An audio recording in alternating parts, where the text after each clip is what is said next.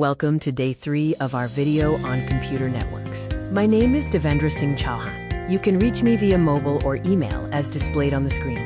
A computer network is the process of connecting two or more computing devices. This allows for the transmission and exchange of information and resources. When we talk about computer networks, we will be covering areas, topologies, and mediums. There are 4 main types of computer networks based on area: personal area network, local area network, metropolitan area network, and wide area network, abbreviated as PAN, LAN, MAN, and WAN.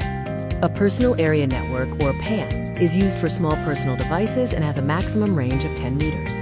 Wi-Fi is an example of a PAN. A local area network, or LAN, is typically used in a building or campus and provides a range of up to 100 meters. A metropolitan area network, or MAN, covers an area across a city with a range between 5 to 50 kilometers.